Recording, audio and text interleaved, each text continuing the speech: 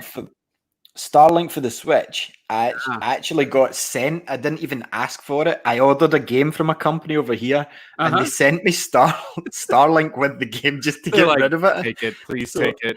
I've already got it, and it's a great game on the Switch. But they That's what sent Andy me. was telling me. Yeah. Yeah. Like he was like, it's actually good. It gets a bad rep. I think it's just because nobody who owns a Switch knows what the hell Star Fox is, or Lilac Wars for that record. Lilac Wars, yeah. So there's like it's the best non Star Fox game out there. It's kind of No Man's Sky light for kids. If Minecraft Dungeons was Diablo 3 light, then this is kind of No Man's Sky light.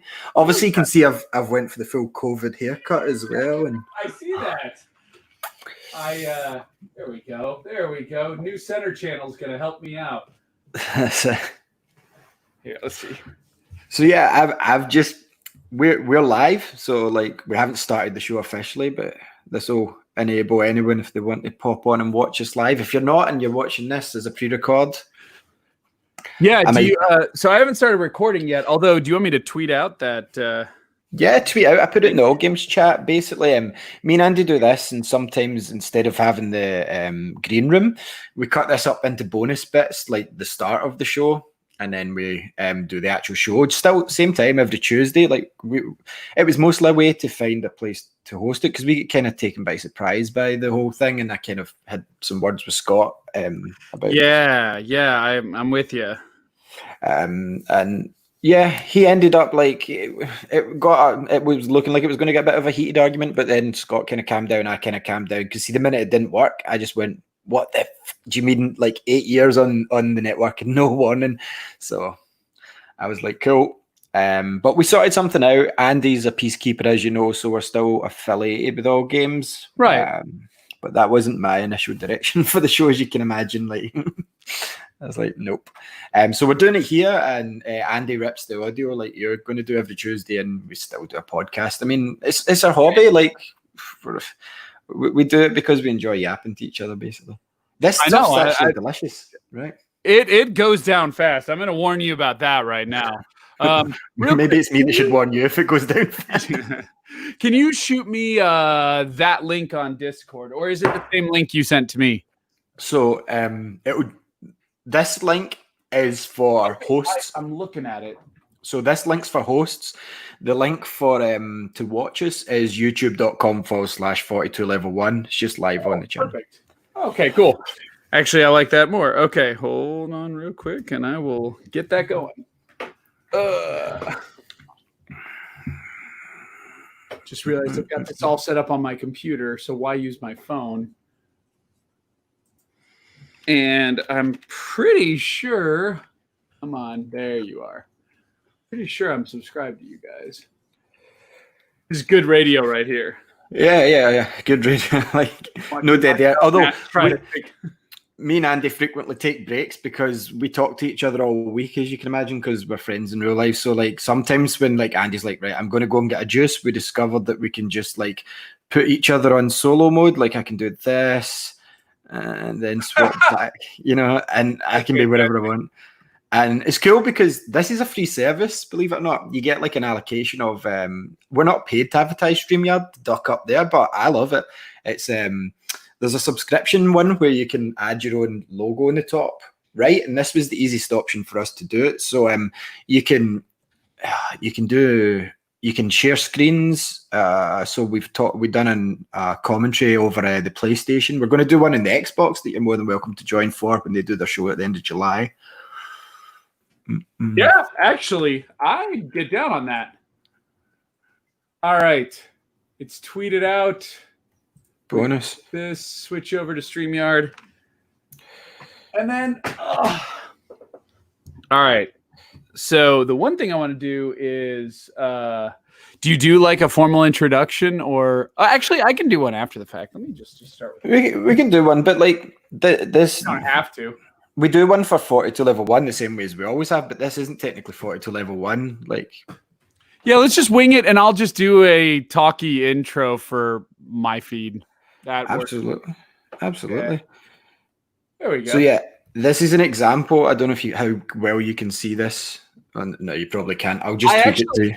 You'd be surprised. You're on my 65 inch.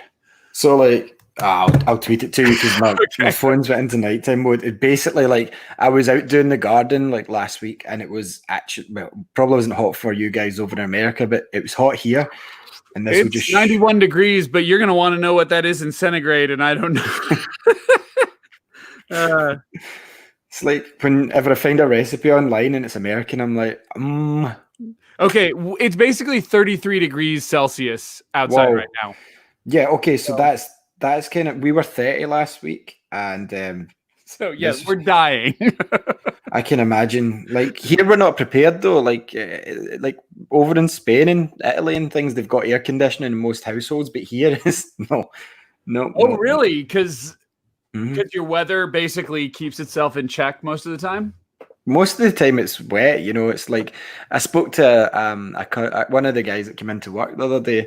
I said to him, it's quite bad weather we're having, and he says there's no such thing, there's only poor clothing choices. I was like spoken like, oh geez. Yeah, okay. Yeah.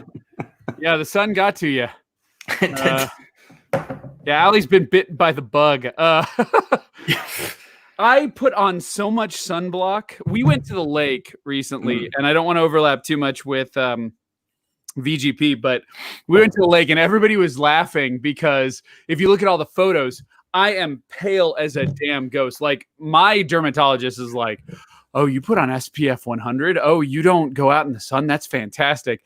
And so my wife was cracking up because she goes, you spent 5 days in the blistering sun and you put on so much damn sunblock so frequently that you managed to stay pale as a ghost. And I said, yep. And my dermatologist is going to be pleased as punch. But oh man, it is what it is.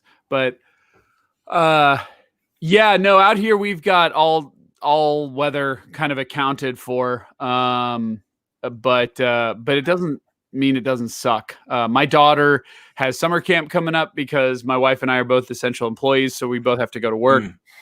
And she's starting it tomorrow. And she told us today, she was like, Dad, I don't want to go outside. I want to stay inside. I want to play Roblox. I'm going to be outside active in the sun forever next week. And so I'm just going to chill because she's got a 90, basically, like I said, 32.5, 33 Celsius for Americans. That's 90 degrees roughly, for 8 hours a day for 5 days coming up. So her work's cut out for her. That's a good mix. It's a shame you can't get iron brew in America. Like if you can get iron brew, mix it with Fireball. I'll find a way. I find a way to import anything, but I haven't found a way to import iron brew. I haven't found a way to import alcohol yet, but I will find a way. I think I've had drink from America before. I've got it sent this way, but I'm not sure about reverse. I'd like to think, to be honest with you, as a person who trades often in, obscure video games that were not released in NTSC, aka North American or Japanese territories, you'd be surprised what I can get into this country. One of my most favorite stories, I don't even know if I've told this on a podcast before, was, are you familiar with a retro console from the 90s? It was actually supposed to be like an early form of the DVD player. It was called the Philips CDI. Oh, yeah. Yeah. Okay. It actually had a decent distribution in Europe, which is a good thing because Europeans tend to treat things better than Americans, has been my opinion. And so the Philips CDI is a fantastic console, which actually has an RGB out in Europe. It has a SCART RGB out, which if you aren't familiar with what I'm talking about, it was basically a port that exists in European territories. Allie would be very familiar with it. Yeah. In America, we've never seen SCART before. It just does not exist. And so if you're not down with, retro consoles and trying to adapt them for the best signal, you don't know this. And for the longest time, I tried to get a Philips CDI. imported from Europe. I couldn't do that and ended up modifying my Philips CDI to do RGB out, and I do it through component video, which is something even your territory kind of took on in the PlayStation 2 era. I don't know how common component video is in your neck of the woods. You know, we had composite HDMI. Yeah, we kind of went for SCART HDMI. There was composite cables during the 360 era briefly, but once HDMI kind of arrived, we just kind of went enough of. Yeah, you were like, "There's no need. It's a standard worldwide." Yeah. But one of the fun facts of the Philips CDI, two of the fun facts actually, is one, every game is dual encoded. It literally detects the region of the console and has a PAL version and an NTSC version on the disc. Yeah, which it's a shitty console, but it's a good version. Which, by the way, I should probably get this out of the way right away. Can we swear on here, or should I watch myself? Okay. Yeah, you can swear. We're not expecting sponsors anytime soon. But the Philips CDI. The biggest thing that Ali probably knows is when you convert from NTSC to PAL, there's a frame rate change and a resolution change, which means it's not real easy to just do. You can find weird software solutions that just kind of strong arm it. And as you'll see with my drunken He-Man playthrough, that's not the right way to do it. When I actually modified the signal and modified the game to run at NTSC, it worked a lot better and I had a lot less problems. And so anyway, long story short, Mad Dog McCree, there's a light gun for the Philips CDI and it uses a sensor. So it works on HD TVs. It's the only light gun in existence that works on HD TVs because it uses the sensor and not the TV to figure out the light gun. Well, of course, there's none in America. Like it's not it's a super rare item, but it's not a value. It's like if you found one, nobody's going to pay you much for it. And I found one in Europe for 50 quid. So I imported a revolver from Europe within the last 6 months without thinking about the ramifications that can have when it hits customs. Yeah. And so actually the point of the story is I ordered this in February of 2018. The UK shop, which I'm sorry it escapes me, I can get the name if people care. They were incredibly nice to me. Had that gun stuck in customs for 8 months. Wow. While they tried to figure out whether or not it was a legal firearm. See, we had something off the back of that happen, and it really pissed me off. Time Crisis for the PlayStation. I used to love it at the arcade. So obviously with Point Blank, which was off a similar system, I used the GCOM 45, but they were blue and pink. Now that's fine, but instead of having the black gun, right? This baffles me because obviously guns are legal in America, and over here they're not. So in case there was any confusion here, they made the guns grey with a red button, but in America it was black with a red. It totally baffled me why that move was made. But well, because it had to look like a real firearm, which is why it's very ironic when this Mad Dog McCree gun collection comes in. It's hilarious. It says like.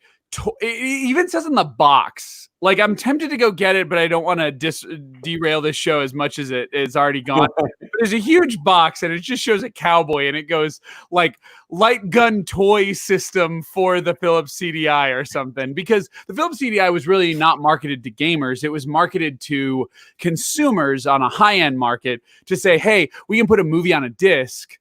It was VCD or video CD, which some people are familiar with. It was the early version of DVD, which was half the resolution. And then they were like, oh, we can put games on it. And there's some really cool PC ports, which is the real reason I have it. It has like the definitive version, as you can imagine, of like Dragon's Lair. And it has like Burn Cycle and Voyeur and a bunch of weird movie games. Seventh Guest is probably one of the most popular ones. Myst. And they all just run. You don't have to worry about making them work on computers. They just run. Anyway, so I import this thing, and it gets stuck in American customs, which, like you said, guns are fully legal. I can bring out a goddamn assault rifle right now and just go to town, just cocking it and loading it and shooting it if I'm on my own property. That's just madness to hear. Yeah. And like watching, I don't know if it was Bowling for Columbine or something like that, that you can just you walk in the supermarket and you're like, I'll have some toilet roll, bread, milk. I'll take a machine gun and some bullets. That's just madness to us. But my favorite one of all time is there's a pawn shop near me, and I live in Kansas, which, to be fair, here's the duality of Kansas that I need to be very clear about, because I have not been very clear about in the past. Is Kansas is the nicest state you'll go to, but it is also the nicest state that will be the biggest dick to you, especially if you have progressive views. And so the pawn shops around here sell firearms. So I can buy a fucking shotgun that would make previously loved Stallone in like what is it? The Expendables shotgun look puny. And I can take that home day one with no ID. I think we need an ID now, but I don't know if we do. We definitely have conceal and carry. So here's the point. I can walk into a steakhouse right now. Let's put COVID aside. And put a gun in my pants and just roll in there. And if you later find out I've got that gun and check my wallet and I have a special permit, I can whip that sumbitch out and go, I'm allowed to do this. And other than government buildings, there's really nothing they can do about it. Do you know, I'm all for other cultures, but it's hard to explain how crazy that sounds in the mindset of someone from Scotland. Like, really. No, I can only imagine how that sounds with a majority of society. What's even funnier is the fact that you go into a pawn shop and you can buy a shotgun and walk out with it like that. But there was a holding period on buying certain technologies because they wanted to do like some... Like there was a computer thing where if you bought a computer, they wanted to check you to make sure you weren't dangerous. And I'm like, what? I can walk out with a gun right now. I can take the shotgun today, right? But you don't want me hacking the internet. I get it. Like, and again, what that says to me is that's a fundamental disconnect in old technology versus new technology. And I don't want to join what I hate to kind of subdivide, but I gotta say is like this millennial debate of what can you do with intelligent items versus what you can do with, dare I use the term, unintelligent items like a gun. I think most people can figure out a gun. They might shoot themselves in the process, but they can figure out a gun. A computer and programming and hacking, real hacking, legit hacking that causes real harm to people takes a lot of studying and strength and time to really get down. So I kind of get it, but yeah, it is funny. And I would like to say our government eventually, although I might be on a list or two, did release that gun to my possession, and it showed up beautiful and sealed. I have a sealed copy of Mad Dog McCree on the Philips CDI, which I'm sure is worthless. Yeah, Mad Dog McCree... I'm sure I played this. Like, we used to go on holidays. If you've ever listened to 42, I've talked about it with Andy. Oh, yeah. Up north in the Highlands, Aviemore is a place. And we used to go up there every summer. And they had the Simpsons 4-player machine, the Turtles 4-player machine. And they would have Mad Dog McCree, and it had, like, the revolver. And I remember getting so mad with this game, and it cheated me out of so much of my pocket money. American Laser Games knows what they were doing. You end up like holding it to the screen to try and cheat. Oh yeah, everybody knows this. Yeah. Well, and Mad Dog McCree, if you recall, and maybe you don't, but I've played these games a lot. In fact, we'll probably talk about. Did it not get a Wii release? Sorry. Oh, sorry. Did it not get a Wii release? They did, the Mad Dog McCree collection. And it's really hard because you're using like point and click mouse. And I'll tell you where it falls apart. It's the same place where the arcade falls apart, which is where these guns fall apart. And I actually want to do a video series on, you were the genesis of this whole episode was because I keep doing videos on really popular series, and bigger channels than me, justifiably bigger channels than me, are doing my fucking work over again. And to be clear, I don't think they're taking from me. I don't even think they know I exist, which is fair. But, and specifically, I'll just call them out because they're a great place. So I do want people to give positive reinforcement. Please, by all means, do not criticize these people.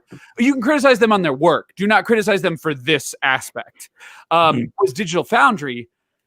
they're great. 4 videos, and they've done all 4 of those videos. They did a Doom comparison of all ports. I did, and I've all done these years ago. I'm like this. I'm fucking like Sega. I'm ahead of my time. Yeah, and I'm getting screwed, and it's not their fault. In fact, I like that they do these, but they did all the Doom ports. They did all the Mortal Kombat ports. They did all of the Final Fight ports, which is the most recent one, which I got pissed off about because I did and everybody loves, and all the Resident Evil 2 ports. And I've done all those videos. I did them years ago. Some of them with very poor quality. And jokingly, the Doom one, I say compromised is the joke. I say compromised like 300 times. If you do a shot every time I say compromised, you'll be dead. We can do it. Exactly. But we could. Anyway, I said I'm going to go obscure. And you were talking to me about that because I want to start doing rare, weird shit that was only in Europe that we didn't see in America, like Altered Beast, which is still one of my most popular videos. Was like, did you guys know there's an Altered Beast game that was released on PS2 in 2005, and any European you ask about this is like, oh, that piece of shit. Yeah, it's awful. And there's a great He-Man game, which actually you were responsible for hooking me up with. Yeah, God, way back when. Yeah. And I love that those things exist. So I wanted to start doing light gun stuff because nobody can do light guns because HD TVs don't work with light guns. But I have a way to stream HD through a FrameMeister, which is an old device that's no longer available, but there are alternatives out there in case you're curious that will allow me to basically send a signal to a CRT TV and send the same signal to a capture device so I can play light gun games like Duck Hunt or Point Blank or anything like that and capture it. And so I want to do a video series on that because no one's going to do that because emulators don't do it. Are you going to do the video like just on screen? Or are you going to have a video of you? I'm going to capture myself with the gun and then I'll be able to do it in post. But I think I'm going to have like a little box where I'm sitting there. Yeah, that's awesome. Like the bottom line. Worth it. Yeah, I think it's worth seeing because you look so dumb. And so let's circle this back to Mad Dog McCree. So the reason I bring all that up is there are sequences, which is probably what you gave up on in Mad Dog McCree, where you had to holster the gun and there was a sensor holster. And this guy would sit there and, it was the old gunman shootout. And you couldn't touch the holster till he went. And by the end of the game, it's ridiculous. Like, this guy is like, and you have to be faster than God to get it. And you'd lose so much money trying to beat it in the arcades. Well, they bring it back in the Wii. And what you have to do is you have to point your Wiimote down, like off screen. And then you got to be like, oh. And like you just can't do it. You can't hit him with any degree of accuracy, and it's not all apart. There's very little accuracy in those style of games, but I do miss a good light gun shooter. Like one of my favorite memories, obviously, was Time Crisis that I spoke about before. Like not so much the sequels, but especially the arcade with the pedal. Now I like my driving games now, but back in the day, I didn't. Apart from maybe Ridge Race or Destruction Derby, but I bought a steering wheel just to get the pedal for Time Crisis to replicate the arcade. Oh, hell yeah. So you could duck, do that. I need to look up. You could do it with a pad. You can stand in the pad. Really? Yeah, it works as a pedal. Yeah, I've recently been getting back into the PlayStation 1. I don't know if you know this, but one of my insane projects, which I've recently completed, almost nobody's made one for the Philips CDI, but I don't think they're going to. I have removed all of the CD drives from all of my CD consoles and replaced them with SD card or USB readers. Even my Panasonic 3DO. I have a 3DO that literally has where the disk drive is a USB port. And there is a guy who sells it. I've got that info on my YouTube. But anyway, and you just plug a USB drive in. And the only reason I did it was because the only thing that was wrong with my Panasonic 3DO was the CD drive. And many people who have like more popular consoles like Sega CDs or PlayStation 1s are running into this left and right. And so recently I bought, within the last year or two, I bought something called a PSIO, PSIO. And the company is out of Europe, actually. They're out of England, I think. And they've pretty much got a majority of the PlayStation 1 library working. And it's just you remember in the old PlayStation models, it was about halfway through the generation, they got rid of this, but there was a little parallel port. And we used to put... Yeah. This thing slaps into there and you put an SD card in and it runs the game. Oh, nice. There's a but, though.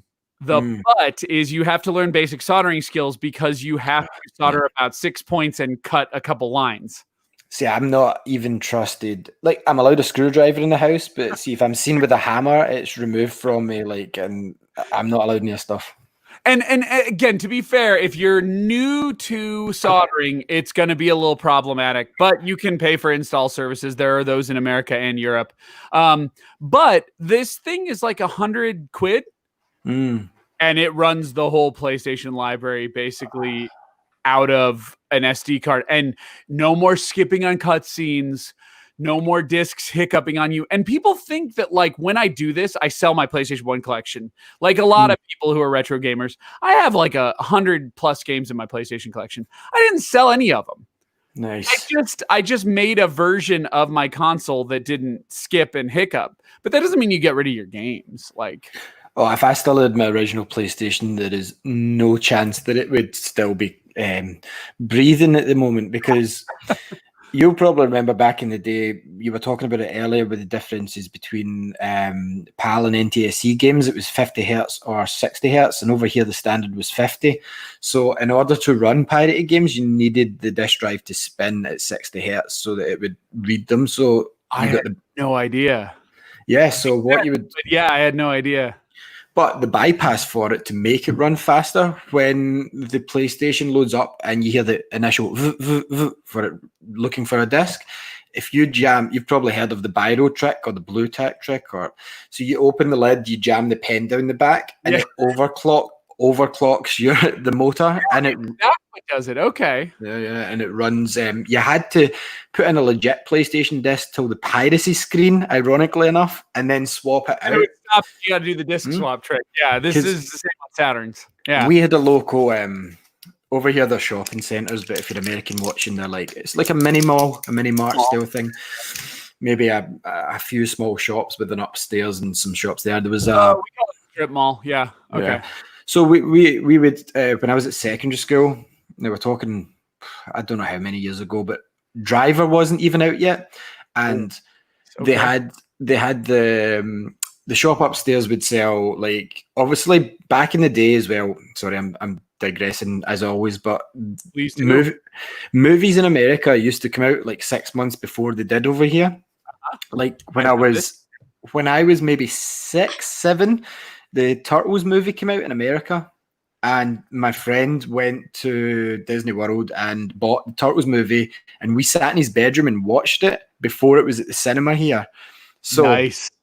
This guy would take trips to America and buy the movies before they were even at the cinema here and sell them on. Like, obviously, this isn't advertised in his shop front, but if he knew you, he would offer it. I, at one point, had nowadays it's commonplace and you can find stuff, but I had an alpha version that I wish I still had of Driver on the PlayStation. Wow. I do not know how he got a hold of that back then, but you needed the pen trick for it to work. But yeah, I had an alpha version. Let me see if I can find stuff like that. There are groups now that have stuff like this. I don't know if you were watching on the interwebs, and I promise this isn't a digression, but we can talk about it if you want to. So Special Champion Edition of Street Fighter 2 on Mega Drive? Mega Drive, yeah, of course. Yeah. There was actually that was Capcom developed. But before that was Capcom developed, Sega got a company to make just regular Champion Edition to compete with Nintendo, but Capcom kept from them the information that they were making Street Fighter 2 Turbo, and that they were going to put it on the SNES. So the whole idea was Sega was going to one-up. And if you pay any attention to the early 90s, Sega's whole game was one-upping Nintendo. And they got an American, pardon the phrase, jackass, Tom Kalinske. Great guy, great marketing guy. But he was an asshole when it comes to, like, corporate, behavior. And that was the whole idea, was they were going to announce, hey, Street Fighter 2 is huge. And Ali, you would know in Europe, like Street Fighter 2 on the SNES, you guys did incredible things to get that playable in your country. Yeah. Spent way more money than it's even valued at, even though it was very popular. So on release, I remember it coming, like I was a Sega kid and my brother didn't like, he didn't like computers as we called them back then, or video game consoles as they are now. He didn't like the computer. He would refuse to play it. The only one he ever had was an N64 and it became mine after 6 months. So I was always Master System, Mega Drive, Saturn, all the way up until they went to Dreamcast, and then I had to make the choice and it was PlayStation. But my friend had a SNES and a SNES or Super NES, is that something called? SNES that's what I use most of the time nowadays. But yeah, I know that was more of a European phrase. Yeah. Yeah, SNES. So we went into town, and was this maybe 92? I can't remember how early it was, but it was in the 90s. 91, 92, yeah. Yeah. So back then, like, we're with his mum, and it was $69.99. Now, people are going crazy because, like, I've just paid that for NBA 2K21 on next gen, and people are going crazy at those prices. Yeah. This was what, 30 years ago? 30 years ago. $69.99. That's what you paid retail.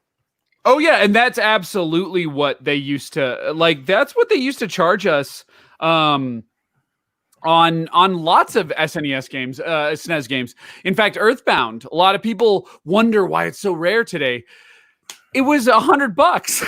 That's why it's so rare today. Nobody bought it. But Street Fighter, right, was a big deal, and I just want to give credit where credit's due. So, the website is hiddenplace.org. And they've got a lot of weird beta stuff. Actually, Ali, Resident Evil is one of my favorite franchises, and they have released a bunch of the Resident Evil 1, 2, and 3 beta things. You can play like E3 and CES demos before those games came out.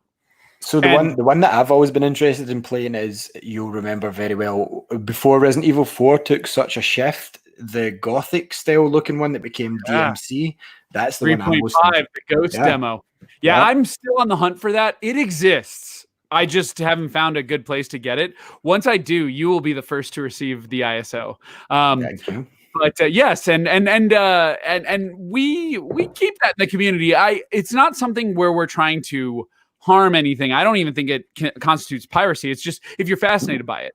It's weird to play early versions of Resident Evil, which I recently played through, which I kind of think I should walk through those betas and demos that were from TGS and stuff, because you get to see what it looks like when they hadn't balanced that game. When the zombie's not the first thing you pop into and see bite the head off of whoever your Forrester, I think it was, or somebody who was on your team. But circling back, Hidden Place recently got their hands on the original version of Champion Edition that was on the Mega Drive that was ready for release a year before it was ready for release. The special Champion Edition we got, which was basically Street Fighter Turbo.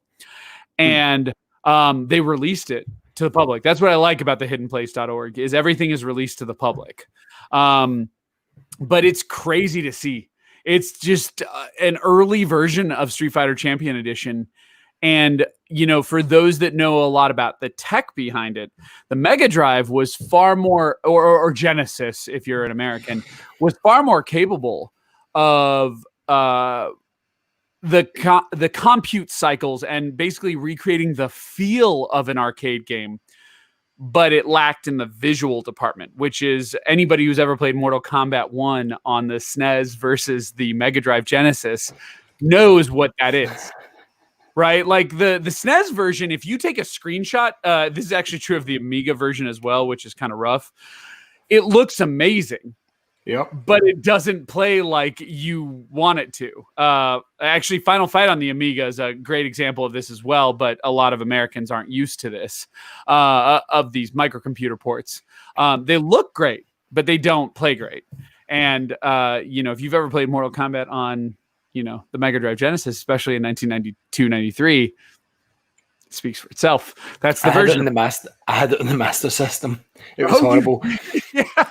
That's the Game Gear port. Yeah. Yep, and it had a blood code, so you couldn't even see the blood as standard unless you put this down code. Up. Yeah. Oh yeah, I know it. I have a rare Brazilian version of Mortal Kombat on the Master Was System. that published by Tectoy over there, or? Yeah, because they did the Mega Drive 3, which I really want to get a hold of at one point. We've got the Genesis 3. Trees got a Genesis 3. A Mega Drive 3 is a little harder to come by. Yeah. That's a beast. But it is PAL. So. Genesis have only recently, like a Mega Drive fiend, like I've got one of those, what are they called? The analog Sega SG, Mega SGs. Oh, yeah. Absolutely superb. Absolutely superb. But sorry, that was a regress. But the Genesis is one that I wanted, even though this will play Genesis games. The only reason that I need one now, sorry, I say need, first world problems, but want the Street Fighter 4, because we just said Streets of Rage 4 special edition from Limited Run Games. I managed to snag one. It comes with a Genesis case, not a Mega Drive case for the special edition, and I'm like, that's ruined my collection now. So I now need Streets of Rage 1 and 2 are fine for Genesis, but Streets of Rage 3, piece of crap that it is, like anywhere in the world, it's just it's not worth the money that you have to pay out for it, to be honest. Yeah. Bare Knuckle is the do you guys call it Streets of Rage or Bare Knuckle? Streets of Rage. Bare Knuckle is Japan. That's mostly the Japan version. Okay. Yeah, that game is way more than it's worth. I actually have Streets of Rage 3. I mean, I've got a flash card, so I can do it that way. It's care of that vintage collection that was on the 360. It had Streets of Rage 3. That. But I hate it, but I'll tell you something. I played, it was on my Samsung tablet recently with an Android emulator. I played Bare Knuckle 3. It's almost night and day. Like, there's cut characters. There's a certain boss that at the time was too risque. I don't know if you're familiar with him. The guy who licks you? Yeah. Well, I think it's because he was wearing chaps and leather. That was inappropriate for a... I suppose it was before age ratings, because I think our first age rating over here was Mortal Kombat. Could be wrong with that, but I'm sure that was the first to get official classification by the BBFC as an 18. I could see that. Yeah. So Streets of Rage was kind of violent as playing it as a kid in a way, not that affected any of us. It's not like we go out with pipes or eat chicken off the floor, So that's true. I think Streets of Rage 3 was, I'm trying to see, I think it was MA13 in America, which is like PG-13. See, we never had ratings in the UK, like I said, to Mortal Kombat, but Streets of Rage 3, it's horrible, but the worst thing when I'm playing the collection on the 360, because it's the easiest, most convenient way to play it unless you've got the cart, the colors of even Axel, they're all mismatched for no good reason. Like, there's all color palette swaps, and it really annoyed me, to the point of when I was discussing it with Andy, I think he completely tuned out of the conversation, as he does with several of my conversations. But for me, Axel has to have the white wife beater with the blue jeans and the white sneaks, right? Oh yeah, and no, that's how he's built. He in Streets of Rage 3, he has yellow. He's got like a weird palette swap. Let's see if I can pull it up. Sure. Dead air, good for radio. Sing a song or something, Fred. I'm joking. And I had no idea that Bare Knuckle was that different than Streets of Rage 3 until people started pointing out things like you're talking about that were big differences. And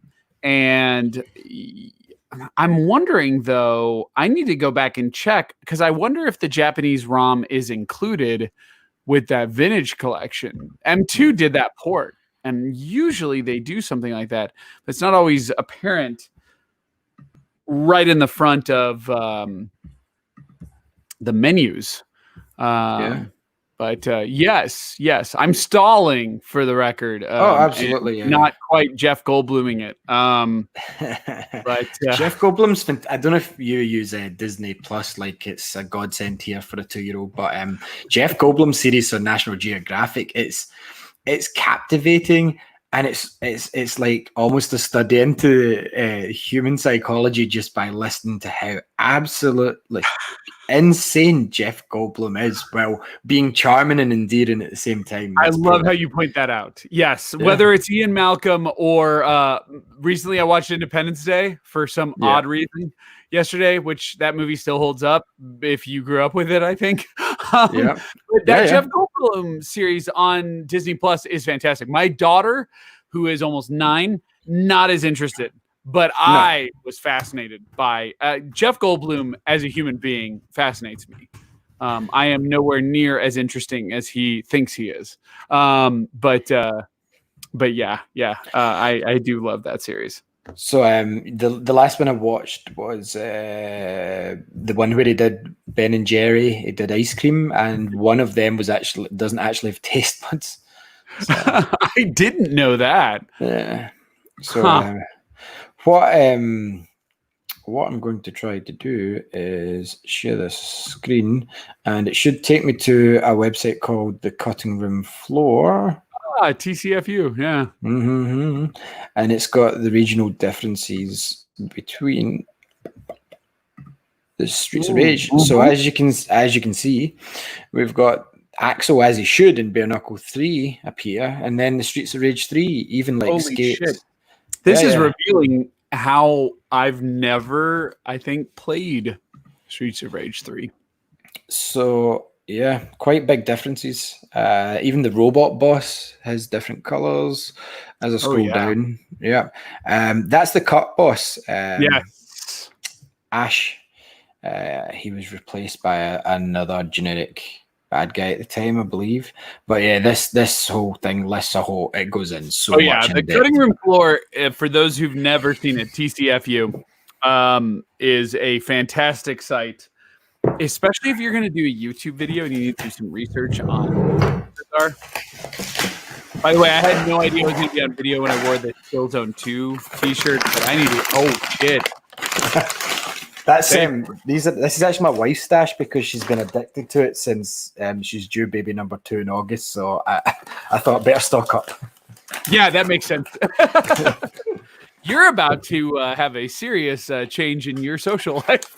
Actually, Actually, the world did that for you to prep you. Well, this is very true, but being honest, like once Lex arrived, she became my world anyway, so it didn't really make much of a difference to me. And I'm not just saying that to be a soppy, oh, he's a good dad. That's just my life. That's how I am. Oh, no, it's totally true. My favorite thing I've ever said about childbirth was having children takes your life and throws it away and gives you a whole new life. And it's one that you don't take to... Some people take to it easy. It just depends on how good you are at change. But it's one you didn't know you wanted, but you absolutely would die for once you have it. Well, that is completely true. Someone once before I became a father told me that you won't understand the love you feel for your child. Like, it's an instantaneous love. And I was like, I don't get that. Sure, I'm pretty sure I'll like the kid, but I wasn't quite there. And then once I met Lexi, and it's like, because for most of the relationships outside of your blood family, you've had to learn to love, like regardless of how cool you are with your significant other, you had to learn to love the person. You had to make adjustments. See, when your child is born, it's unquestionable is the only thing I can describe it as when you meet that child, be it a little girl or a little boy, and it's almost stronger than the paternal bond. Well, obviously paternal bonds are different between families, but when it's your not sibling, your offspring, it's a whole different ball game. So if you're out there listening to this and you're planning and having kids, maybe me and Fred can do a show, and we'll get Andy in it on first time fathers, because being a father is very daunting. Like Fred said, like it does take your whole life and goes, everything you had here, think again. Yeah, you don't understand. Like, see, when one of my friends recently, his missus got pregnant. Congratulations! I won't name them on show, obviously, but like congrats to you, whoever you are. they were trying for a while, and they got pregnant. So I said, say goodbye to sleep, and he went, "What do you mean?" I said, "So you take sleep for granted as one. you suddenly become like a meerkat with sleep. Even 2 years in, totally do. You don't ever fully sleep again. Sometimes you might have a deeper sleep than other nights, but one small childlike screech, I'm awake. Okay, what is it? And that's just the way your life is from going forward till the kids are older. So, see, people wonder why I'm so spry when I'm on call. I'm on call right now for the hospital, and I'm constantly checking that pager, and people are like, "You're real into it." And I was like, "No, you don't understand." And again, I don't want to discourage or encourage people to have kids. I think that is absolutely, and I think you'll agree with me on this. There is no wrong answer, but do not, for the love of God, for the sake of whatever offspring you create, it needs to be a mutual, consensual, and agreeable decision by both parties. And 100%. Sometimes if it's hard for you to accept that you're in a relationship where one party does want kids and one party doesn't, mark my words, it's not going to work. Nope. It just can't. And please don't do it. The right answer is don't do it till you know you want it. But once you do, it can be enriching. And there are ways to enrich your life that do not involve kids. And by all means, take those. But if you're going to have a kid, you got to want it. But it's worth it. Trust me. You will question that many times. It is absolutely worth it. And then you get to what I like to refer to as, and I don't think you're there yet, Hallie. I think you're quite a ways off. But like my daughter who's 9, like it's somewhat of a autopilot mode. But at the same time, the consequences are higher when things go awry. And you got to be very careful because right now I'm navigating what I'm sure is a scary spot for you, which is my daughter wants to get online and play games as an online gamer now. And now I've got to navigate that. And I keep things pretty restricted. And I'm one of those dads who knows how to do parental controls. Oh, yeah. Well, that's my job. Like I work now at one of the mobile operators in this country, and I'm actually paid to. The polite way is mostly help older people use the phones. Like I've got a fancy title, but I'm meant to be like software tech help. But it's mostly old people asking for the Facebook passwords. So yeah, like as if I've got a list of them ready for them. But a lot of it is the parental control side of things. Is it God, sex, secret, or password? That's exactly usually it. Yeah. So like the parental control side of things like is paramount, and especially like with my daughter only being 2 and my son, because it's a boy we're having that's coming in August. It's going to have to be complete lockdown. And it's kind of a blessing that I know these things already, because my wife, who's no longer looking like Ace Ventura, the Mask, Jim Carrey, she wouldn't have a clue how to lock down even her phone if I wasn't there with her. So, I'm going to be pretty strict as well, because I know the danger of these things. And I know me and Andy had a discussion the other day about all the cyberbullying and things that's going on. And we're from a generation that was born without the internet, so we knew life before it. So online harassment, to me, while it's absolutely terrible, when it's directed at me, to me it's still not the real world. You know, it's not like someone You're like, I remember when somebody used to beat my ass over my opinion on a Mega Drive game, right? And I'm not saying to be clear, I don't want to devalue. I don't want to devalue cyberbullying to any extent. Wow. I'm just saying that's why we brush it off, is because people, yes, it's terrible, but people would let us get our ass beat on the playground. No, like, that was boys being boys. Boys being boys, just rough play, and it was like next time hit them back harder. That wouldn't happen today, I don't think. No, not at all. But cyberbullying is very real, and it's very terrible, and it needs to be taken seriously. But you're right. Like, you've got to do this weird adjustment for it. No, of course you do, because it's the world that our children are being born into. I mean, when we had the internet, it wouldn't be worth writing a bad comment because the amount of time dial-up modems took to load a page in the first place. But even still, like, even though the internet is life now, that's where everything's run. Businesses have run. Businesses have even survived during COVID due to this. Like, half my gaming's now done online. Even though I'm not really a big multiplayer gamer, I prefer a good, solid story and good gameplay. Like, with you. The kids these days, like, and like I said, back to myself and Andy when we were talking, I said, I would almost find it to a point funny, right? And I'm not saying that's just because I'm thick-skinned, but it's because of the way that I view the internet. Like, it's not if it stopped tomorrow, I'd be like, oh, that was cool while it lasted. But a lot of kids don't have they'll never have the opportunity to know what it was like beforehand, you know. And it's weird saying that as if it's now some sort of dystopian future, which it obviously isn't yet because we were promised that and we never got it. So, like, words online, like, we were sticks and stones will break your bones generation. It's like, what words online can be harsh. Like, words can cut just as deep as a knife, some people say. And obviously, seeing them online and directed to you, like, depending on your personality, and even from our generation, could still be affected by it. But for me, the most worrying thing now, and like yourself, back to the topic, was your kids are now being introduced to this from day one. It's like, my child's 2 and can use the touchscreen. It's like, that's insane. Like, we never, I don't even think I've had a TV that had full color at my grand's house when I was younger, you know, like, and we had to wiggle the aerial to get a signal, and it had like 3 channels if you were lucky tuning in the dial, you know. And sometimes we'd think we're smart and get the tin foil, or what is it you call it over there? Aluminum?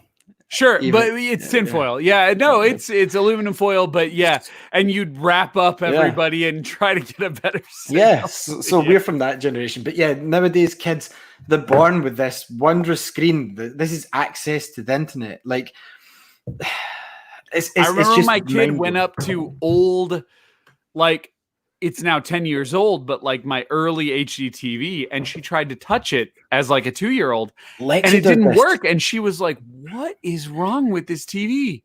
So we've got the Apple TV, the 4K one, and like I speak into the remote, and usually she loves kids programs, obviously being 2. So I'm like, CBeebies YouTube or Bing YouTube or like whatever program she's watching. Last year, before she was 2, she was picking up this remote. This is one of her socks. So like, she was like, talking about you. They can see you. Say hi. Hi. Hello. This is Allie. What do you need, hun? Why were you talking about me? Because we got on a conversation about kids. Can you say hi? Hi. You're on the internet. You're on YouTube. Your dream is fulfilled. It's finally true. So I'm not trying to be on a podcast. Well, you are. Can I help you with anything, or are you good? No, I just want to know why you're talking about like the TV and me. That's why. Bye, babe. So cute. Allie says bye as well. You're talking about it. Yep, I know. Attention's fun. Stop talking about it, TV. Okay. I said stop. This is what happens. Yeah. Oh, at least Stop talking about it, TV. Okay, we will work on it. Wow. At least it's coherent. Like, Lexi, you can't even understand every third word. She just kind of makes up words now for what she can't say. So, okay, sorry. So yeah, sorry. Back to Lexi. Lexi at 1.5 years old picks up the remote and she's like, "BB's YouTube," and I'm like, "What?" Oh and yeah, no. So yeah, now my daughter with my phone is scary. Yeah. So now coding it.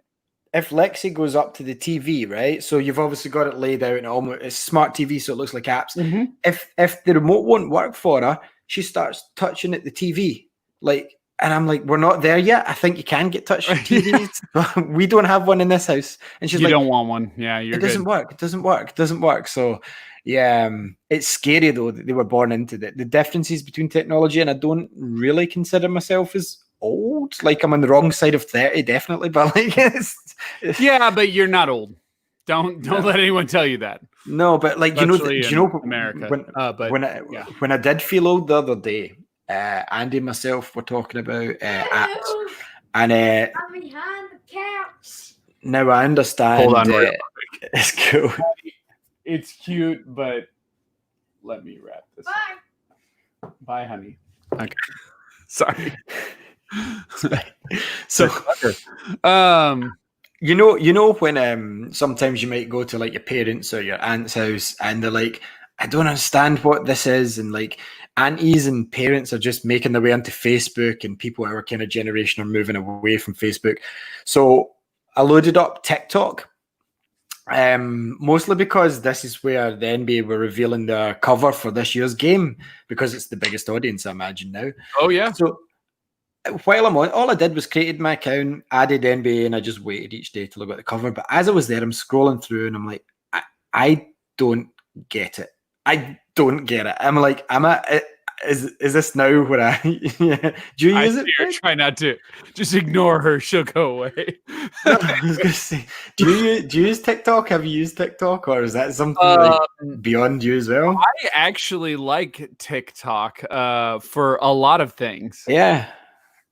Tell me why it's good though. Like, what's it useful for? Because Twitter's obviously where my news is, and like Vine used to be like decent length videos. This seems like 30-second videos of kids dancing. Yeah, the marketing reason why TikTok exists is because attention spans have gotten low. So back in the day, we used to watch TV shows like Captain and the Game Master. I'm going to date myself there. Oh yeah, and it was Captain Ninty. yeah, and it was 22 minutes. And had commercials, and we dealt with it after school because, damn it, I wanted to know what happened with Eggplant Wizard. That has shortened to YouTube videos, and YouTube videos for adults have an attention span, and yes, I'm aware she's there, have an attention span of about 10 minutes. And so a lot of people thank you for hanging in there for 10 minutes. TikTok goes, no, let's make them watch for a minute or less. It's kind of riding the Vine wave. Yeah. But it's where a lot of people reside. And if I may be so bold on a podcast where we're long-winded and drinking, too many people, when you're looking at a YouTube video on how to like install, let's just take a simple concept. Let's take your screwdriver example from earlier. I'm going to make a YouTube video on how to screw a screw. Okay. And I'm like, grab the Phillips head or the flathead. Here's how to determine it. And let's screw it in.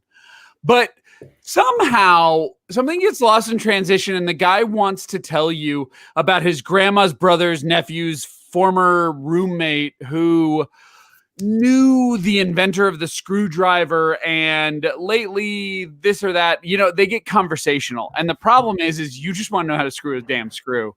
And it's taken 20 minutes. TikTok goes, F that. We're going to amuse you or instruct you in a minute or less. And that's that. And I've grown some popularity for it, especially when you want a joke. And jokes are the best place. And I could use jokes for TikTok. One of the most recent examples was there was a European guy who made his own like watermelon liquor.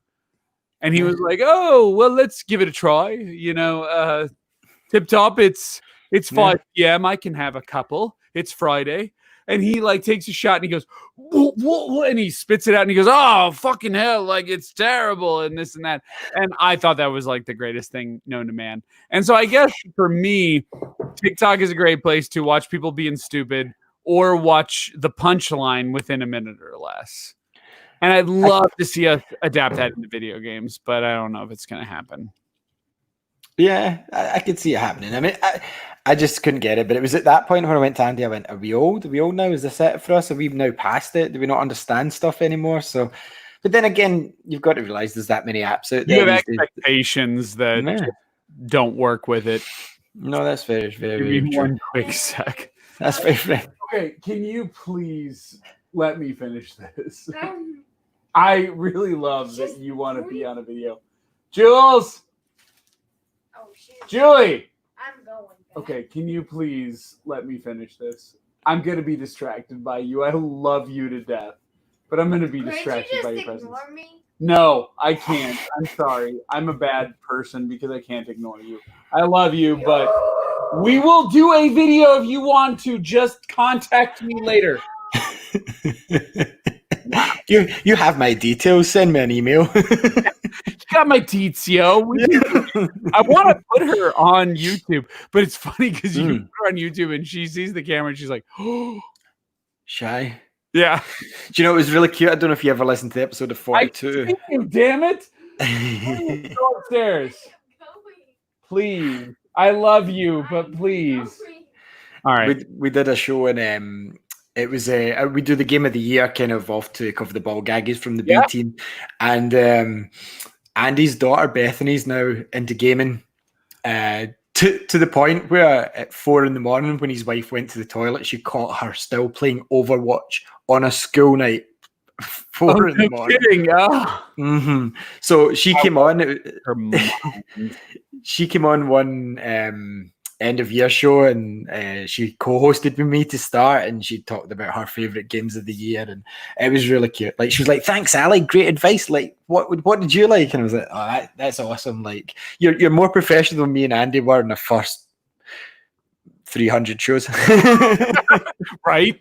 Well, no, that's the awesome thing about my daughter, which is why I want to get her on camera, is she has insights. My wife does too, actually. Does your wife game, Fred, just out of interest? She plays, she doesn't game. I wouldn't say she's a gamer, but she'll play games. So for example, we've all beaten Riverbond together, and we've all beaten Minecraft Dungeons together. My wife and I actually, while we were dating, beat the entire Halo franchise together, and now she's watching my daughter go through it with me. Oh, that's awesome. My daughter and I play on Heroic, which is kind of the big deal. And my daughter gets real frustrated. I think it was a poor choice going into Halo 2. They didn't balance difficulty very well, but yeah. Because me and Fraser recently played Halo 2, because that's the only one that I'd never finished, and then Halo Infinite came out. I went, do you know what? We need to finish Halo 2, because I didn't have an original Xbox. So it's on the Master Chief Collection. And it got to a point, and Fraser's quite good at, like, Fraser's good at Halo, like really good. If he put time into it, he could do something with it, but he's not going to. So we're playing. Me too, actually. Yeah, I don't know if he's good as Fraser, but yeah. Yeah, so he's good, but we got to a point where, and it becomes difficult when one of you is the arbiter and you look like all the other bad guys, and you end up friendly fire. Whoops, friendly fire. So that's where that game got like unplayable. Like it really did. We had to drop it down, and my daughter was really PO'd. She was like, "Why didn't you drop it down sooner? This answer is right in front of it. It's right there, Dad. Like, you know what to do." Yeah, no, I was more disappointed. Like, I'm more of a Gears guy when it comes to Xbox than Halo any day of the week. But Halo interests me, and like, I'm one of those guys that likes Spartan Locke, and I didn't mind Halo 4, but he's gonna have a great console this year. Who's that? Lockhart. I like it. Although keeping in the Scottish theme, the codename Edinburgh, and that's how you say it. Like, it really pisses me. It doesn't piss me off that much, but outside of Scotland, even in England, Edinburgh. It's not. It's Edinburgh. Like, you must have boroughs in America. Borough. So it's Edinburgh, but everyone calls it Edinburgh, and it's like, it's not how you say it. Yeah. You know what this reminds me of? So actually, in that aforementioned video where I made, where I showed how to install the Philips CDI USB adapter. Sure. I kept calling it a chassis. Oh, it's a chassis. I've never used the word chassis because I've never worked on cars. And I've seen the word in print, but I've never told how it. And so people justifiably lost their mind. They're like, "It's chassis," and I was like, "I didn't know the word. Like, I've seen it written, but I've never said it." Although we pronounce it chassis. Chassis. Like, okay. Chassis. That's a chassis. Yeah. I need to work on that. I need to do that video and just redo my voice as chassis. Although for Edinburgh, like, Forza Horizon 4 was set in a very inaccurate version of Britain to the point where it could have just been London. Edinburgh's pronounced correctly in there, like Edinburgh. Yeah, What? There's SG's in the chat checking us out. Hi SG, cheers. What's up, SG? I see that. Yeah, welcome.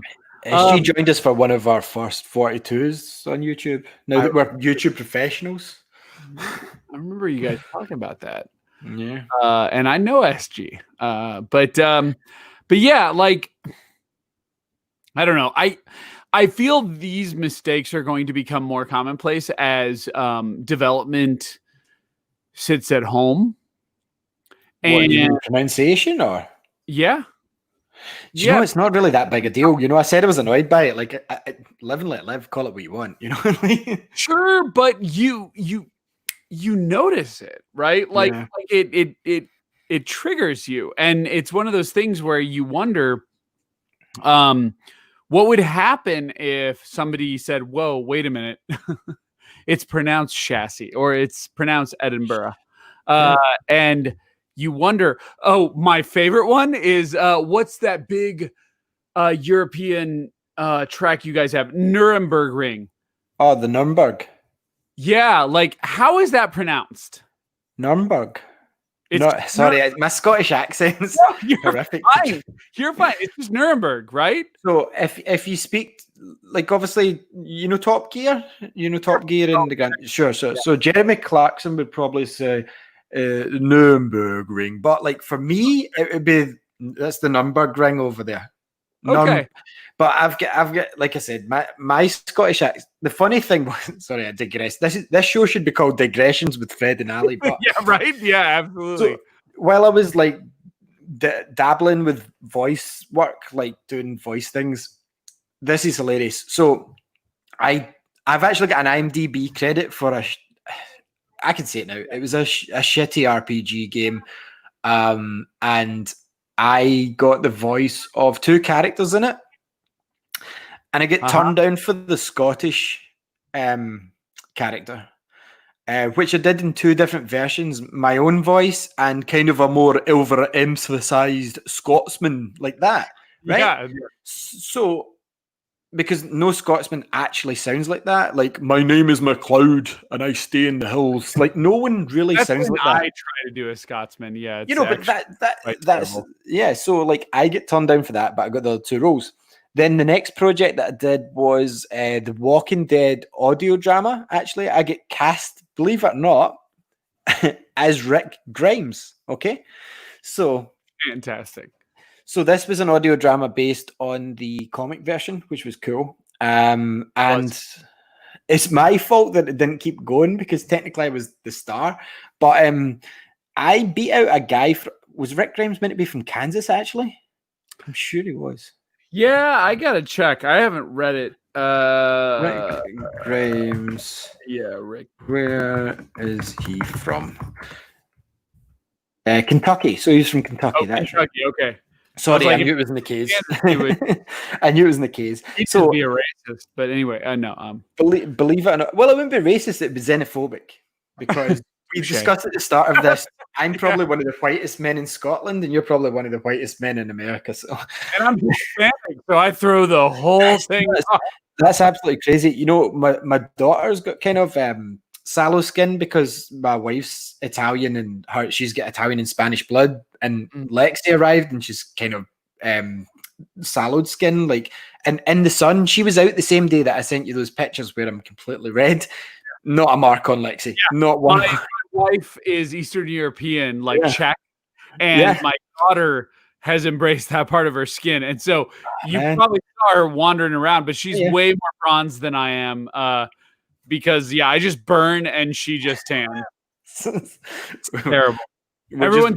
Others across the water. People always ask me, they're like, did you take your wife's last name? That's really progressive. And I'm like, no, I didn't. Like, we were fine with progressive. Her last name was Bender. I would love to be Fred Bender, but I didn't think about it. Right? That'd be awesome. Yeah. You know, my father-in-law's named John Bender for all you Breakfast Club fans. That's amazing. Like, yeah.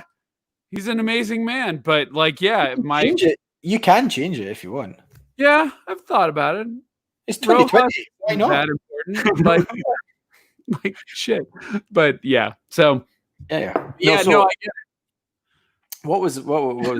You were talking about you were Rick Grimes. I was Rick Grimes. So the funny thing was, the end of the story, it was rubbish, was that I didn't get a Scottish part in a previous video game, right? But in this audio drama, I beat a guy from Kentucky. Yeah. And that's not surprising. So the way that I did it, I don't think it's brilliant. You can find it on YouTube if you search probably Walking Dead audio drama, like it'll come up saying starring Asa Kennedy. I think it was terrible. I mean, if you're listening to this, give me feedback. I might contact the guy and go, hi, it's been a few years, my bad, but my wife was pregnant and we had a daughter and life moved on. Life happened, yeah. Yeah, well, I emulated the actor from the Walking Dead TV series, who's actually English. Yeah, Andrew Lincoln. I've met him. Andrew Lincoln, yeah. So he's English. So it turns out that us from Britain can do a better Kentucky accent than those from Kentucky, which is actually probably true.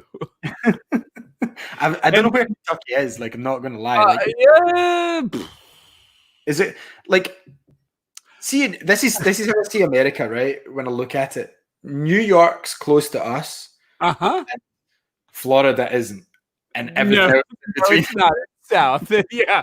Well, so here's the funny thing. Andrew Lincoln, an amazing human being. Met him in the flesh, thanks to Sean Freeman, who is an All Game alum. Yep. And met Andrew Lincoln, who was an incredibly generous man, like in every way, shape, or form. Like he got in trouble for signing autographs on a street corner in front of an Irish pub. I know. You know, the thing is, sorry to interrupt, but see in this country, right? Fame's very different here from it is in America. So I would say it doesn't change you, but then there's a few examples that it could. But see, for the general person, right? Like Andrew Lincoln, Tom Hardy doesn't count. Like he's crazy. Christian Bale is crazy, but I love his kind of crazy.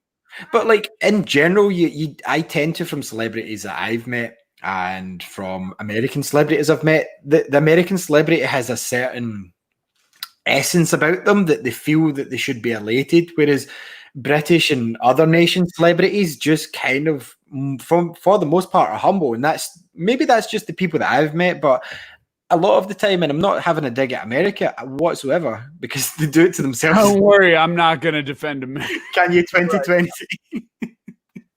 You know, but it's a weird year. You know, it's just the British celebrities that don't get me wrong. There's some arses and sorry. No, there are. No, so there's some arses over here. I can tell a story about Ewan McGregor if you want, right? I'm not going to name the network that I work for. Okay.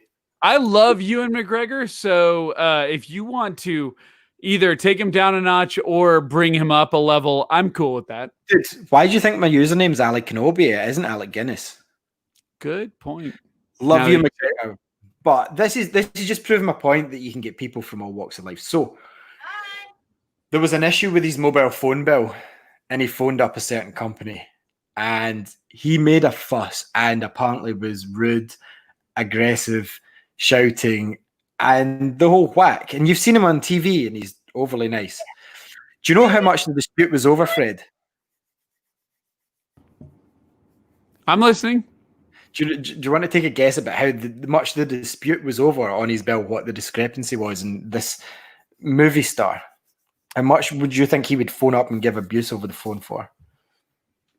Roaming charges? Maybe international roaming? A few £100, something like that. No. £1 British over what he should have paid. Mm-hmm. Means he's frugal. You know what? You've got to count the pennies to make the pounds. That's what they say over here. But you know, like those who have money, like they're tighter than normal people. Like, yeah, they really are. That much is true. I can vouch for that. Yeah, but no. Back to kind of semi. This was never really a gaming podcast, was it? To start with, I don't know if it was. I was down to just do whatever we were doing. Sorry, you're watching me after I spilled. But But yeah, no, I didn't really have expectations. That doesn't look good on camera. What doesn't? That doesn't look good on camera. The reach down. Yeah. I'm really, I'm getting it tight. All right, give me 30 seconds. I'm gonna have to ask for it. So Fred's away to deal with his issues. So yeah, like we said, this isn't really an episode of 42. It isn't really it is. It's going to become an episode of Fred's. This was just I hadn't been on Twitter for so long. I decided to hook up with Fred, and oh my goodness! All right, I'm done cranking. This is what I'm on just now. This stuff, Fred, by the way, like, yeah, you don't really want to burp. No, it will. This will fight you on the way back up. Yeah, it does. I wonder what whiskey they use. This says it was made in the United Kingdom, but I'm pretty sure this is it's a product of Canada. I mean, I am not a huge Fireball enthusiast. I don't mind. I like spicy food, so I don't mind cinnamon whiskey. But a lot of people, I like good old Kentucky bourbon. That's not really whiskey. That's kind of like dessert whiskey. Yeah, exactly. You want Scotch, as you guys call it, or we call it whiskey. Oh, actually, I'm a bourbon guy, but yeah, it's a version of what you're talking about. Yours is way sweeter, or the Fireball is way sweeter. This one's like what I imagine that a lot of teenagers will pick up over here and drink. Oh yeah. Basically, I bought it because pushing presents like for having the baby and stuff. Like, so the baby's due in August, so I decided to buy my wife a load of stuff. And Fireball was one of the things that we gave her, me and Lexi, obviously, and because she'd mentioned it from a really crappy TV show she watches called Vanderpump Rules or something. Okay. Right, and this was mentioned in it, and I ordered it, bought it, and it arrived, and she went, I really didn't want to try that. And I was like, okay. Every bridesmaid celebration I've ever seen involves it. Every bad decision I've seen females make in America has started there. However, don't let me misinterpret it. Many males use and shoot Fireball. In fact, probably on a much larger scale than females. But it's not the best thing I've ever tasted, to be fair. But I don't have any wine or anything else either in the house. So you can see why people get in trouble with it, I guess, is what I would say. Do you know, I can, after tasting it, like I've maybe only had a quarter of the bottle, which I don't know if that's a lot where you're from, but it's not for here. So like, it's not the nicest thing I've ever tasted in my life. And mixing it with Iron Brew was probably the worst, but it's syrupy, sugary, and like... It's syrupy and sugary. That is absolutely, you are describing Fireball. Yeah. No, over here, like I've kind of, like I said, I kind of wound down even drinking at all. So it's kind of like red wine, adulty kind of drinks that I try and drink as much as possible. Because I used to love a Guinness. I used to love a pint of Tennent's over here. I don't know if you get Tennent's over there. Tennent's is like a light beer. We don't get Miller on draft over here anymore. I used to love a pint of Miller. And I think you're drinking Miller just now, but yeah, Miller Lite, but yeah. You can buy them in the supermarkets, or is it supermarket over in America? Yeah. So supermarket, you can buy them there, but you used to be able to go to the pub and get a pint of Miller, but they stopped doing it over here in draft. I'm not sure why. And that to me always tasted better than the bottles. I don't know why. I'm thinking they're running out. If I may be honest, there's an extreme uptick in drinking in America, and a lack of... Yes, I see her bouncing around back there. I'm trying to pretend I don't. But yeah, we haven't seen what was that? Oh, Discord. Anyway, we haven't seen the repercussions of it, but yeah, we've seen an uptick in drinking Miller and finding Miller. Really? And the same is true of Bud and everywhere else. People are just drinking a lot. I would say in America. Do you know? We obviously went to Canada for our honeymoon. Me and my wife. This was 5 years ago now. So, we met a friend of yours as well. A friend of a mutual acquaintance of everyone on the show, Mr. Matt Bradford. Oh. You know, over here, we're not used to driving so far. So, like, see if someone says they're going to London. Like, I remember Chip was coming to London when we started 42, and he was like, "Oh, just drive down and see me." And I'm like, "It's not close." And he's like, "Oh, it's fine. It's like a 6-hour drive." And I'm like, "Yeah, that's not what we do. Like, if it's over 15 minutes, you're going on a journey in Britain, you know." So yeah, like a lot of people are like, "Oh, you went to the lake. It was 3 hours away. That's super close." And I was like, "Yeah, in America, that's super close." Yeah, for us, it's like, did you take your passport? Like, no. But I suppose we're like a colonial nation at heart. You know, we're a small island in the big scale of things. So we went to Canada.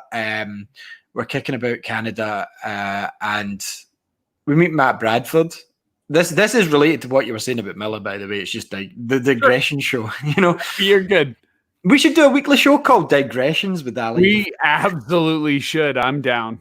Yeah, we'll talk. So like, we met Matt Bradford, and I'm not a guy that would like. We've been to Eurogamer a few times, and Andy's very much.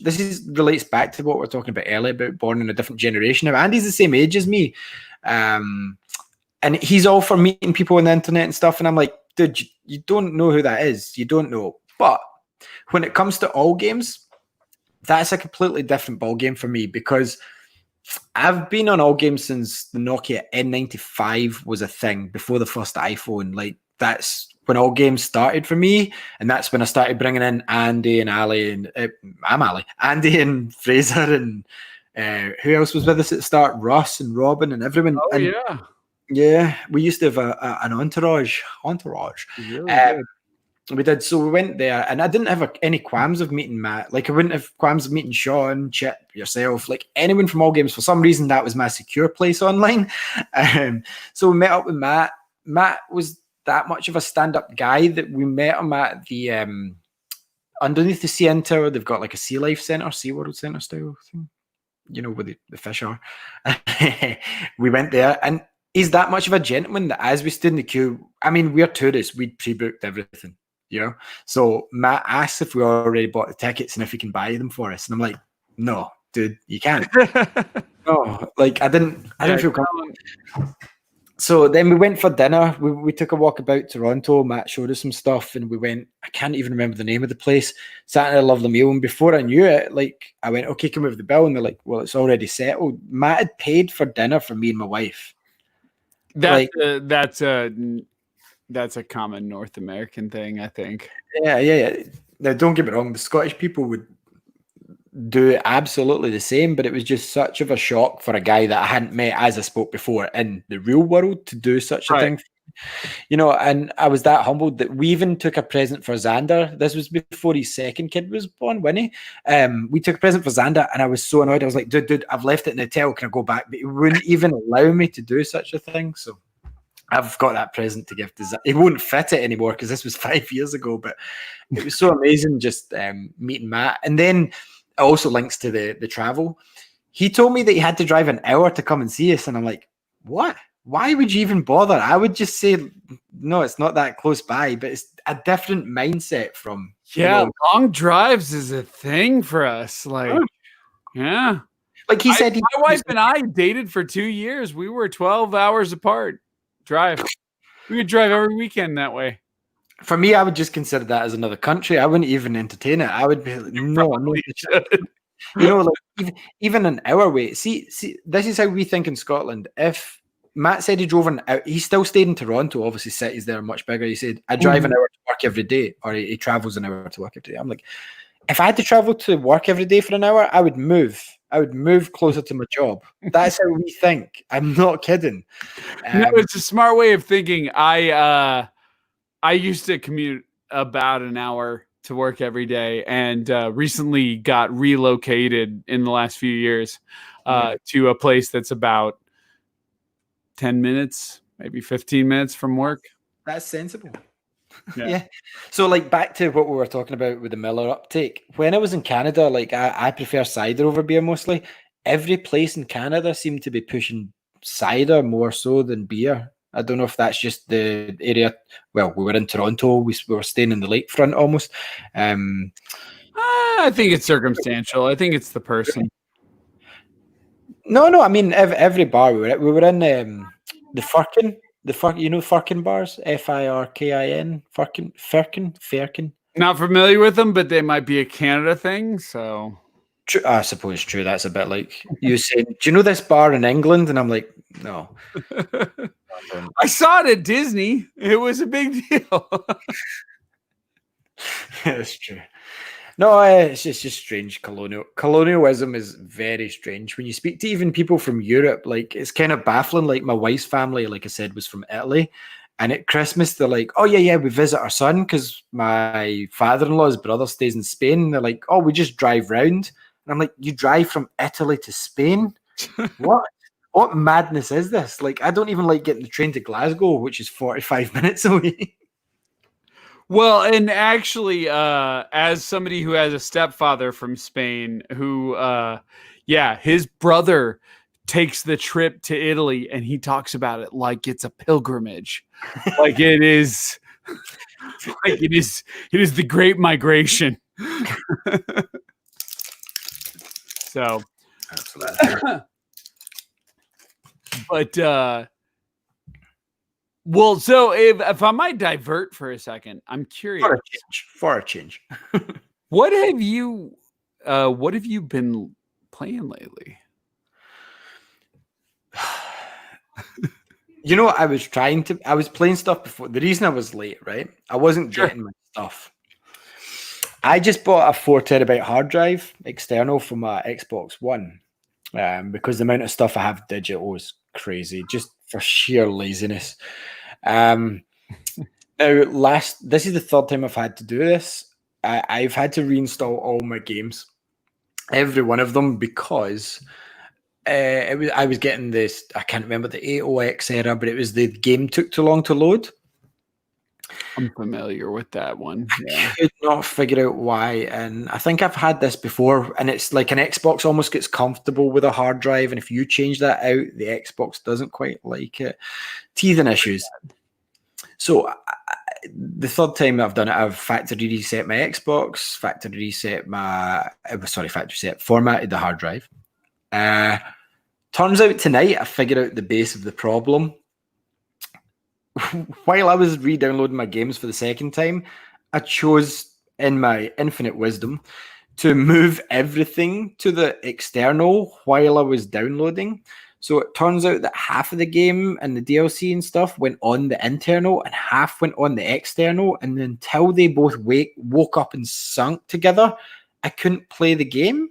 So I was unable to play anything on the Xbox for a while.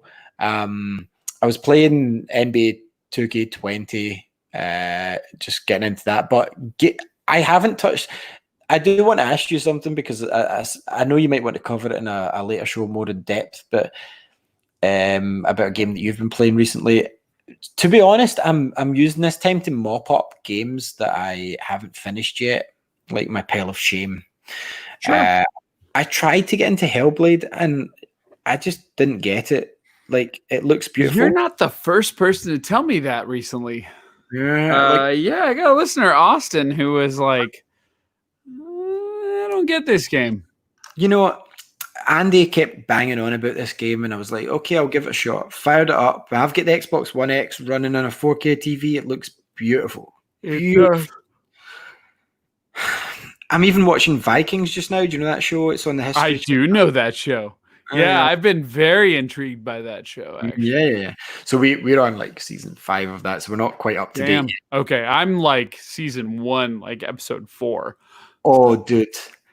Oh, it gets I so. hear some shit is about to go down.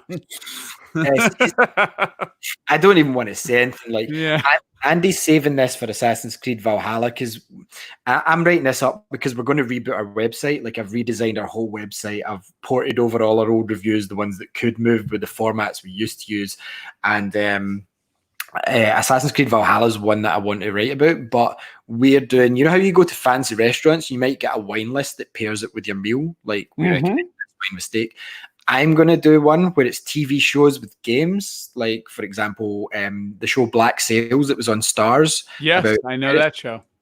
Watch that while you're playing Black Flag. So this is my new article. Feel free to rip it off. Well, no, I love that idea because I love to do cross-media stuff. Yeah, so we always love to pair our games with a TV show. So Valhalla with Vikings is a perfect pairing in my mind. There's also The Last Kingdom as well that I've heard good things about, but I'm going to leave that for now. Where was I back to?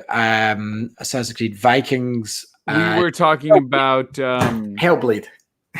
Yes, Hellblade. So I fired that up, and the main thing for me is that looks on everything in a game. As you know, I quite like my retro things, Fred. Like Sonic 3's played every second day in this house still to this day, and as it should be in a good household. I continue to be impressed with your Sonic 3 prowess. Why not? Why not? Like I recently played Sonic 3. I'm not that good at that game. I'm very poor at that game, in fact. The level of design and the music is just beautiful. I am not criticizing that game, but I am not very good at that game. Do you know why? Because when you look back, I know we've covered a whole show in Sonic, but like that was a while ago as well. But like Sonic 3, to me, it's the perfect mashup of Sonic 1 and 2. Like it's got all the good things from Sonic 2. Jam kind of said that, yeah. Hi Jam, if you ever watch this back, long time no see. I'm sure he will. I'm sure he will. Love Jam. Love Jam. Yeah, he's a fantastic person. So Sonic 3, the blend is perfect until you hit Ice Cap Zone, and it doesn't quite fit. And I've been doing some more. This could do a whole show, so I'm not going to spend long on Sonic. Sure. But Ice Caps, we probably discussed it as well, but Ice Cap Zone, the order of it, straight after Carnival Night, where you blast out the cannon, wasn't the original zone order. Obviously, it was meant to be Flying Battery, but then the split came with Sonic and Knuckles. So yes, so it depends on the version you play, but yes, I was playing Sonic 3 Complete or Sonic 3 and Knuckles. Or that's what I was talking about. So I own Sonic 3 Complete, right? Which was bought on Etsy. Now, the guy that was making it had the Genesis version, and he specifically made me a Mega Drive version of it with a sticker for the cart and everything. Nice. So the guy's a gem. I can't even remember his shop, or I'd shout him out, but I was playing through that recently, and this is the problem with me doing my show now these days while having a kid. I've had to adapt this show from hosts dropping out to lifestyle to everything, and we're on episode 368 this week, you know? So, yeah. And we're not planning on giving up. Me and Andy already agreed between each other that we will retire at the age of 42. That's perfect. Yeah. It's unfortunate, but it's perfect. So I have to push it to November, October. Can't remember Andy's birthday on air. Fraser and Andy are born months between each other. So it's like Fraser's October and Andy's November. I could be completely wrong. I'm July. My birthday's next Saturday, actually. So we've got 8 more years of the show to do, which will bring it to 16 years total. And then we just disappear forever. That's our plan. Not from life, but we're right. But like ninja into the night. Yeah. That's the plan. Or we hand it off to our daughters and they can take it over, you know? It's a good idea either way. So, yeah. Back to what I've been playing to keep it. It's very difficult to keep it on track when I've had this much sugar. But that's fair. And to be clear, I think I've got to wrap up soon. But I was curious. Cool. So yeah, haven't been playing too much, but I wanted to bounce it back at you. Last of Us 2 just did not appeal to me. Okay, and this is before I didn't read anything that leaked. I didn't either. I'm going back. And I'm trying to see what the deal was. And I'm not getting a clear answer, but So have you completed the game? Have you finished I have completed the game. Sure. So in total, I can even tell when I thought it was ending, and then like many others, it was not. I have completed the game. I can tell. Sorry, anyone that's listening or watching for the next minute, skip it because this might spoil Last of Us 2, right? Okay, so yeah, let's real quick just put that capper on it. We're gonna let him say what he wants to. I'm gonna try to stay spoiler free, but we'll see what we can do. I will dance about it, but I can tell you Sure. where people's issues were. Okay. So in the trailers for the game, again, if you're listening and you don't want spoilers, you're beyond the point of no return. So in the trailers for the game, Joel was shown to quite an extent. He was. Okay, so you finish the game and you understand what happens? Yes, I do. That was the first complaint. The second complaint was based on Joel's characterization in the first game and how aware and how savvy he was to this world, to the extent where he kind of poo-pooed a photo of his daughter, that he was this hardened survivalist, and to happen to him without awareness, that was people's first. That was the big no. That's not cool. Yes, I can see that. Yeah. So I've got my own opinions that I'll voice at the end of this, and I've not played the game, and I'll let you voice your opinions, obviously, as well, Fred. Oh, you've not played the game. I didn't know that. No. Okay. So at the end of the game as well, the choices between a certain person that betrays Ellie and she lets that person go after dealing with someone previously in a different manner. You're talking about The Last of Us 2 at this point. Yeah. Okay. Now I know what you're talking about. Okay. Okay. So people were like, well, that doesn't add up if you would do X, Y, and Z to such a character for this. And this slight spoiler there. This person did more, and you just kind of chose the high road. What the fuck? It was almost like it was a cop out on the writer's part. Now, I don't agree with the backlash towards this sort of thing. I would agree. My personal opinion is, I was one of those guys that played Mass Effect 3 before the patch and was fine with it. I was also one of those guys that played Final Fantasy 15 before the easiness patch and the different choices, and I was fine with it. I am not a person that writes media. I'm not a person that creates these sort of astronomical stories. So why the fuck should I have a say in what you've created in your world with your characters and influence that in any way, shape, or form? You know, sure, there's director's cuts and things of movies, but that's surely the director's own choice for leaving that or adding it in at a later date. The fans should no way, in my mind, ever, even the worst game I've ever played, influence that story, character decisions, or design just because you didn't like it. It's not for you to like, it's for you to accept and then chew the fat on and come up with an opinion on it then for a game that's as deep as this. Like, in no way, shape, or form should anyone, back to the cyberbullying, be going online and harassing a voice actor as if she was the creator of this character and she also wrote the story for this game. These people are all sorts of wrong in my mind. And like, I'm just this guy from Scotland wearing a Lakers top but it gets burnt in the sun. I consume media. I'm a consumer of media. But even you, in whatever place you put yourself in, acknowledge that an artistic vision is just that. It is somebody's vision that they've created for whatever reason. And who are you to tell them that they are right, wrong, justified, unjustified, etc. in whatever they've created?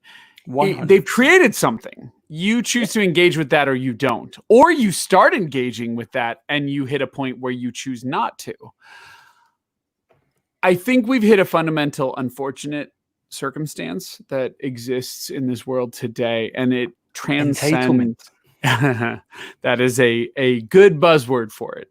It transcends nationality. It transcends race, color, creed, sex, etc. And it is this. It is simply put this. And this is something that I hold very near and dear to my heart, that a lot of people agree with me on, but they're not really cool with doing, which is you're really good at telling everybody else what they should be doing. But if the whole world decided to suddenly start reflecting on their behavior and how they can adapt that behavior to making this planet a better place, and they completely dismissed, removed, etc., anything that they expect others to do, remove all expectations of the outside world, go internal and say, I am X and I should do Y to improve Z, and give me 3 items, I think we would see a much better world.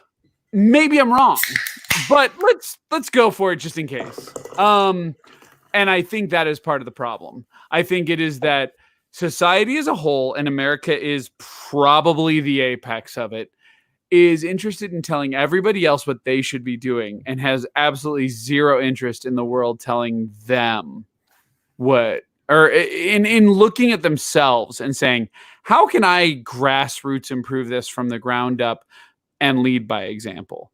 And I understand and don't completely dismiss any justifiable claim that whatever you do or say is going to fall on deaf ears. Maybe.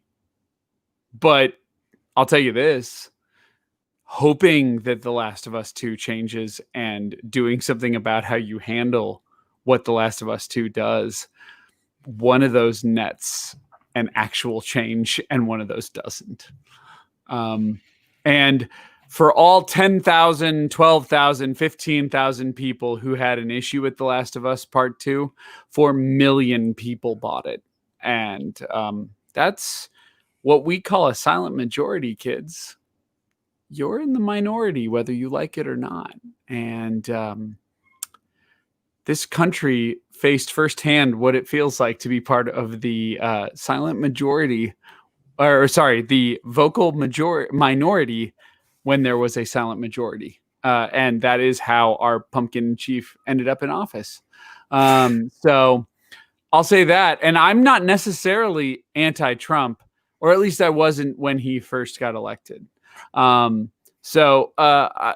yeah, getting back to the base comparison as to what you're talking about, I kind of tackled this on the recent episode of VGP with trees, and I didn't know I was tackling this. I was about 50% through the game at that time. The Last of Us has never been about making decisions.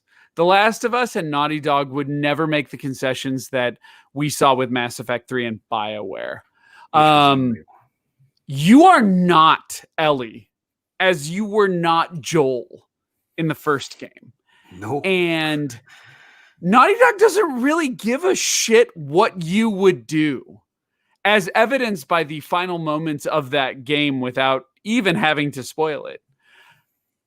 This is what happened. And you are either gonna play through this event or you are not. And Naughty Dog really doesn't care what you do. And I don't want to misinterpret them and make them seem like some big type of evangelist or above things. They are not. Neil Druckmann does not, despite what I've seen from some so-called progressives, think he is God. At the same time, he goes, no, you're not Master Chief. You are not the person behind the helmet. You are not making the decisions. You are not the driver. This is my story. This is what it is. And to be clear, this story is making decisions almost no one would make. And I mean that from The Last of Us Part 1, and it piggybacks clearly into The Last of Us Part 2. You are not in control. Sorry, kid. You either play this game or you don't. And no one gives a shit if you don't. And I bet that no marketing person in the universe would let Neil Druckmann come out and say that. And I don't even know if he would say it if he could. So I'm not going to speak for him. I'll speak for myself when I say that this game, The Last of Us Part 2 specifically, but Part 1 very much was in line with this, goes, I don't really care what you would do. This game is not about choice. This is not about you making the decisions as to who does what, for better or worse.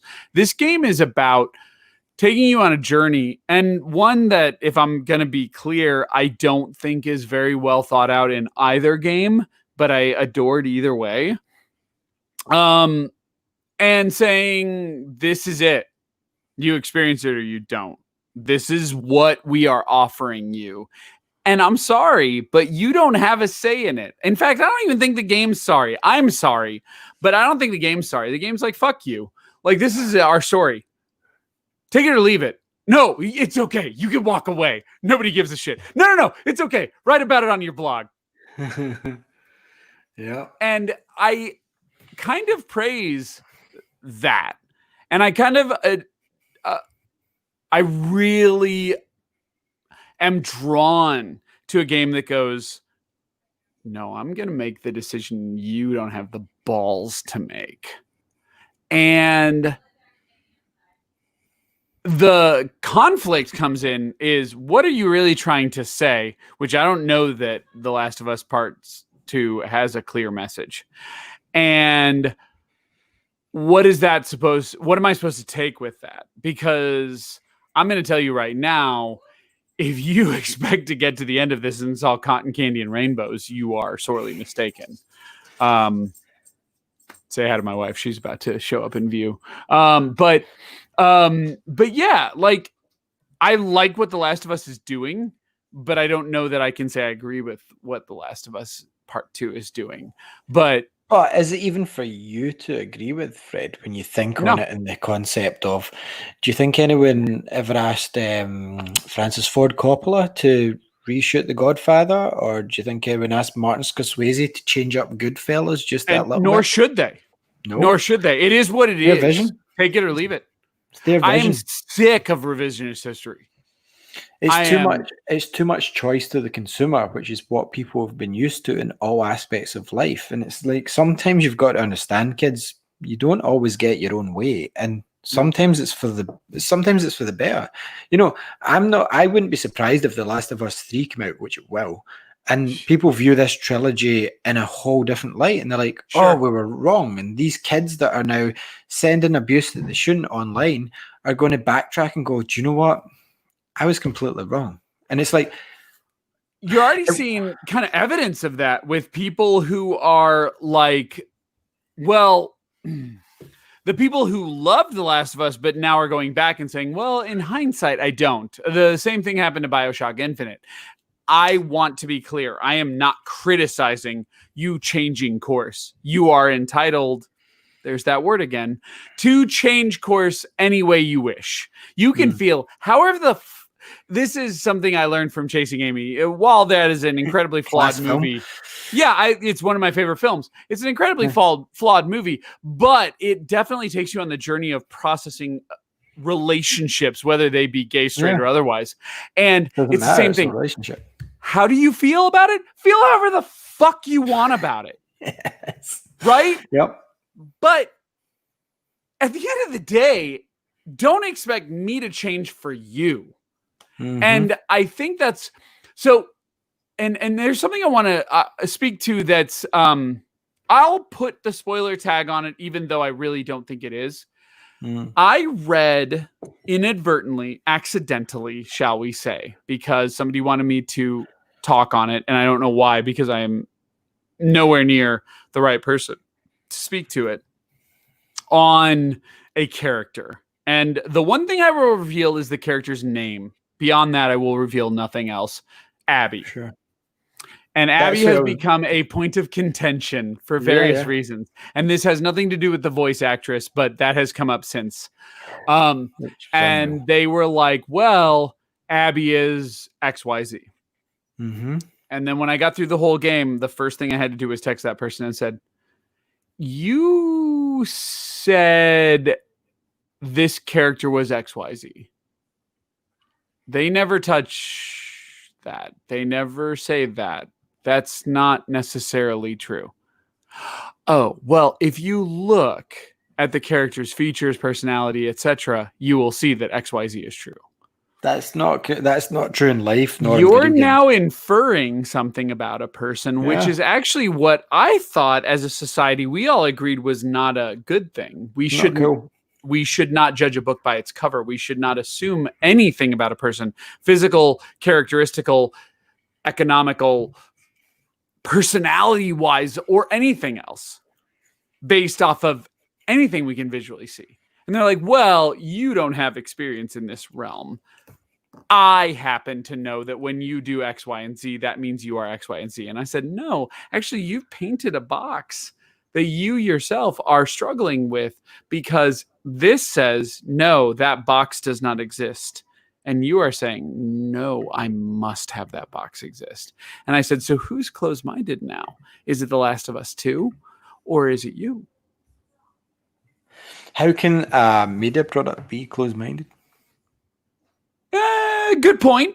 I think for the most part, that's true. I think the people creating the media product can be closed-minded. However, correct. I don't think that's the case here. Although I will concede this, that several sensitive subjects are not tackled as deeply as they could be. But the caveat there is, I don't know if it should be, nor if society is prepared to dig as deep as certain individuals wish to on certain subjects. And here's where we go back to an age-old argument that existed since the Wii, which is the concept of mass production and mass popularity versus niche or filtered or focused concepts. And I'm dancing a little bit here, but here's what I'll say. You can't convince the world to agree with your views if you can't condense it down into something that everyone can get on board with. And whether you like it or not, dare I say the word, because I have talked about earlier in this show where it got me bad, that involves compromisation. And to compromise your message is frustrating and unfortunate and inevitable.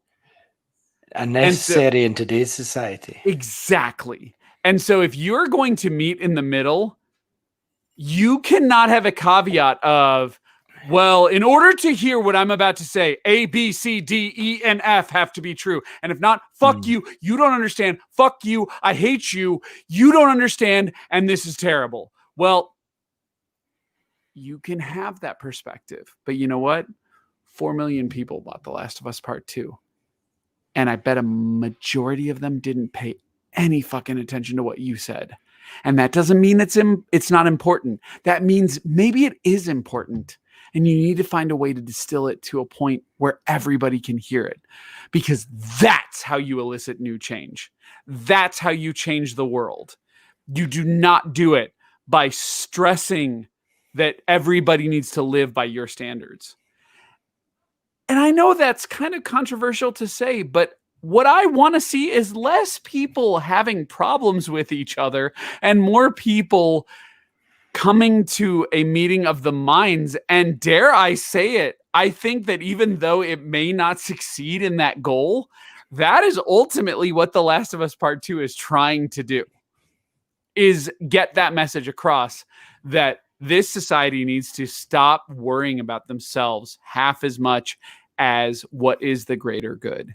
Because when you look back at all the events that happened in The Last of Us Part 2, and you ask a very important question first asked in American History X, if I may invoke that one, has anything I've ever said or done made my life better? And that is an important question to ask yourself at the end of The Last of Us Part 2, even if you would have made different decisions.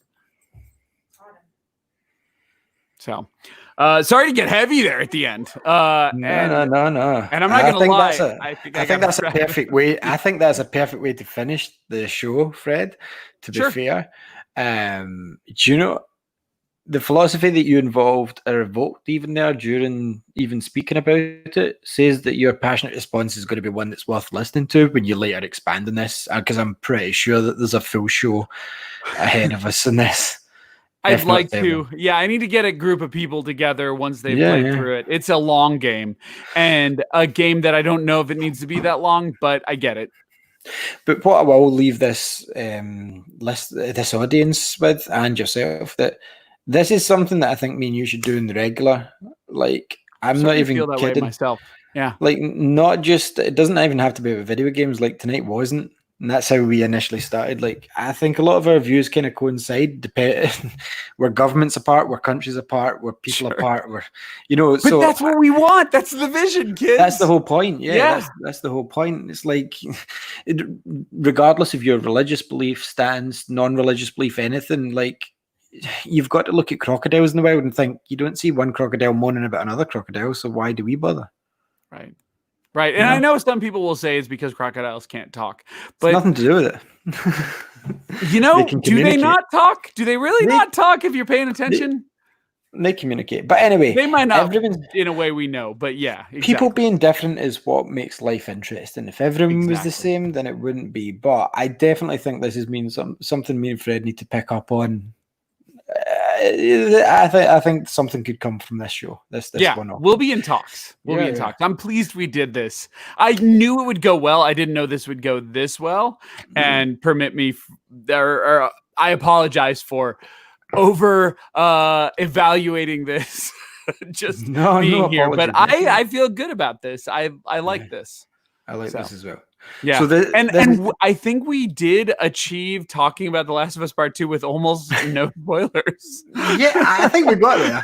I did think we got there. Maybe others will have other opinions, and that's fine. They are entitled to it, and they're probably not wrong. But I think we got there. Yeah. So you want to wrap up? Do you want me to wrap up? I'll let you wrap up.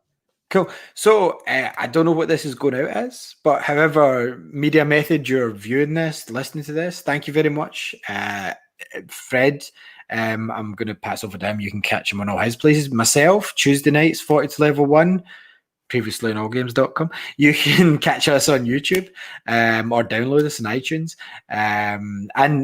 This is going to be something regular for me. I definitely think it is. I'll pass you over to Fred on where you can catch him, and then we'll finish for tonight. But thanks very much for tuning in.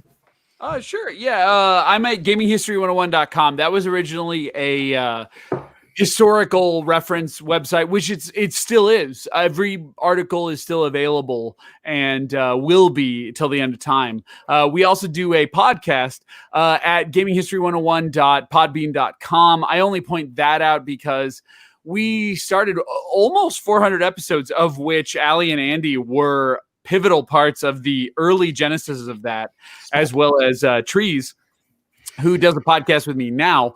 I still go back to that stuff and try to talk about the importance of retro gaming and whatnot. But I also delve a little bit into videos and various other things.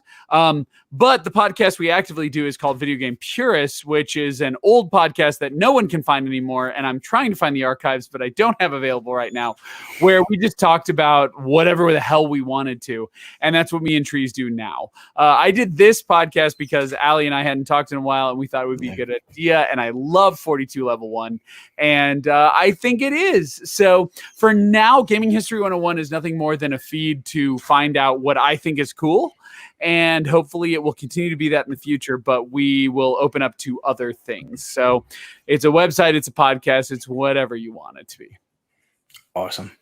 So once again, guys, we appreciate everything. Whether you leave a comment or don't leave a comment, this is here for you guys, and it's free content. How often does that come? Free and free. No Patreons. No, I don't have I don't know if you guys do, but I have no Patreons. I have no ad revenue. I have nothing. We have nothing. Put it out there. We're powered by SteamYard, which is that's right. You can see how professional the duck. I see it. Yeah, I love the duck. Duck's good. It reminds me of the Mighty Ducks. Yeah, I like to do a show on Mighty Ducks. Oh, I love the Mighty Ducks. Can't beat on Disney Plus. Enjoy it. It is indeed. So we're not sponsored by Disney Plus either. But thanks very much again. Be good to one another. In fact, be excellent to one another. Please do. I think that's the message. So with that, I'll say peace out. Better do. Bye now. Okay.